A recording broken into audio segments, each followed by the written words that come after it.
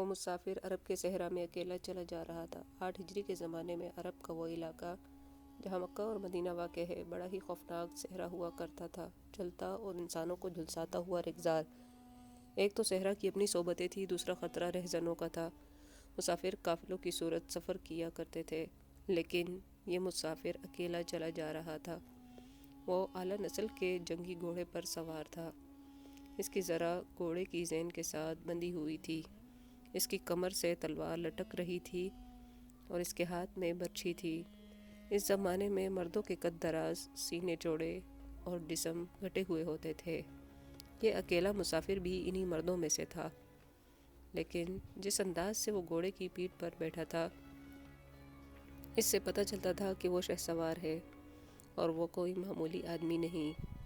اس کے چہرے پر خوف کا ہلکا سا بھی تاثر نہیں تھا کہ ریزن اسے لوٹ لیں گے، اس سے اتنی اچھی نسل کا گھوڑا چھین لیں گے اور اسے پیدل سفر کرنا پڑے گا۔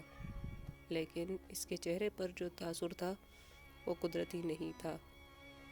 وہ کچھ سوچ رہا تھا، یادوں سے دل بہلا رہا تھا، یا کچھ یادوں کو ذہن میں دفن کرنے کی کوشش کر رہا تھا۔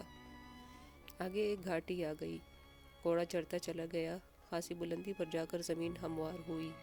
سوار نے گھوڑا روک کر اسے گھمایا اور رکابوں پر کھڑے ہو کر پیچھے دیکھا۔ اسے مکہ نظر نہ آیا۔ مکہ افق سے نیچے چلا گیا تھا۔ ابو سلیمان، اسے جیسے آواز سنائی دی ہو، اب پیچھے نہ دیکھو، مکہ کو ذہن سے اتار دو، تم مردے میں نہ ہو، اپنے آپ کو 2 حصوں میں نہ کٹنے دو، اپنے فیصلے پر قائم رہو، تمہاری منزل مدینہ ہے۔ اس نے مکہ کی سمت سے نگاہیں ہٹا لی، گھوڑے کا رخ مدینہ کی طرف کیا اور پاک کو ہلکا سا جھٹکا دیا۔ گھوڑا اپنے سوار کے اشارے سمجھتا تھا، نپی تلی چال چل پڑا۔